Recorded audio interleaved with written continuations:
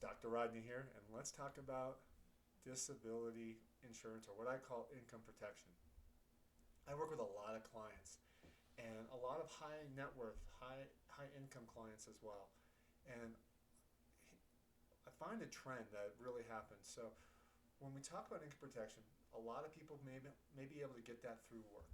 They may be able to have some type of protection. Now, that protection is not necessarily as comprehensive or as detailed as you're probably going to want it, but it's inexpensive. You're getting it through your paycheck because it's being subsidized by your company. They're probably paying the full pay premium that you would pay on your own. So that's why when you see that supplemental amount and you go, oh my God, why is this so expensive? I only pay $10 for this amount through work, and I'm paying $200 or $400 depending on for you know almost the same amount. I don't get it. Why is that? It's because it's a limited benefit, limited definition at work. It also is, like I said, subsidized by the company, whereas you're subsidizing it. But the advantage is you're getting income tax-free benefits off, on top of that when you're actually paying for it on your own. But what you have to look at is, I know price is important because it comes out of our budget, right?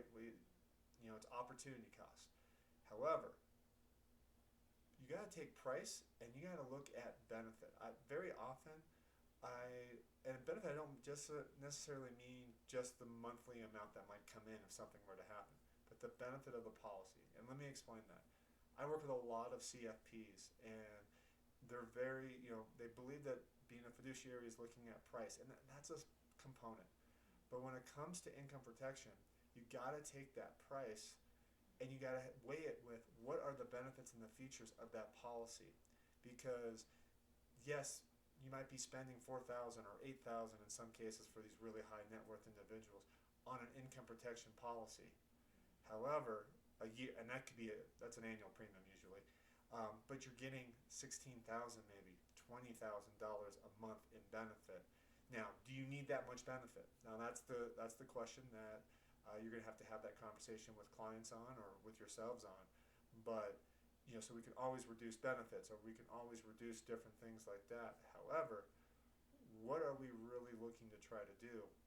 That for that $8,000 and you're getting a $16,000 a month benefit, that is $192,000 a year. So it would take almost 30 years of paying that $8,000 a month premium, or $8,000 a year premium, 30 years of benefit to to